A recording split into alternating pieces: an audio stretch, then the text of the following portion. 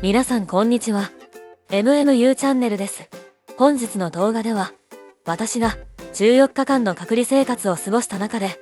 これは持ってきてよかったというものを紹介します。私が宿泊したホテルの部屋の様子や、14日間の食事に関しては、以前公開した動画にて、詳しく紹介しております。ぜひそちらもご覧ください。本動画では、睡眠に関する便利グッズをご紹介します。はじめに、隔離生活をさらりと振り返り、続いて、実際に役に立ったグッズ、持っていったが使わなかったグッズを紹介します。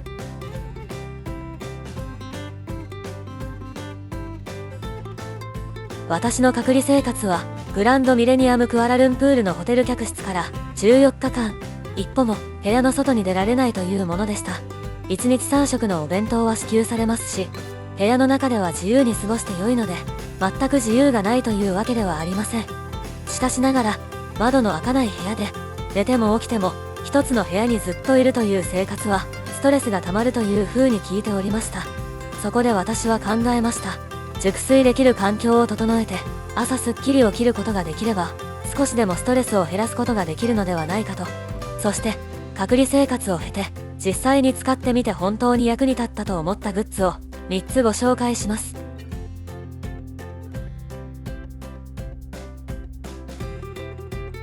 まずご紹介したいのは、こちら、蒸気でホットアイマスクです。隔離期間中は、朝食を朝8時頃にとってから、夜寝る直前まで、一日中パソコンやタブレットを見ていましたので、夜には目がとても疲れていました。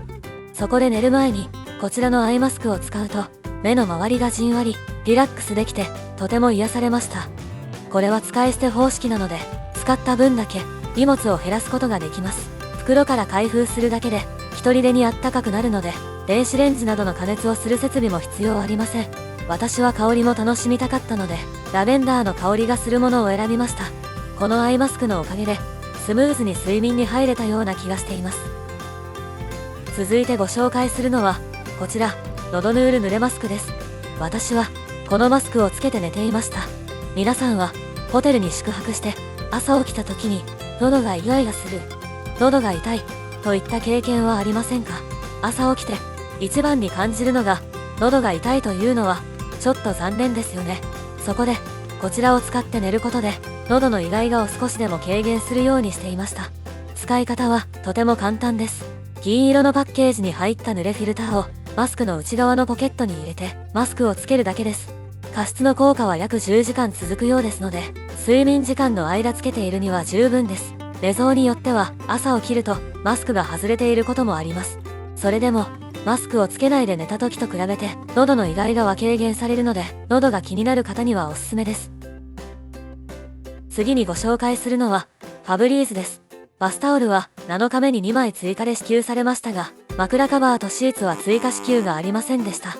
毎晩寝る場所は、少しでも快適にしたいものです。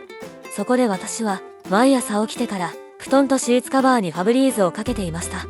ァブリーズは、衣服に対しても大活躍です。隔離生活では、パジャマや普段着を毎日洗濯するとは限りません。そんな時には、使った後にファブリーズをかけておくと、次に着る時に、また、快適に服を使うことができると思います。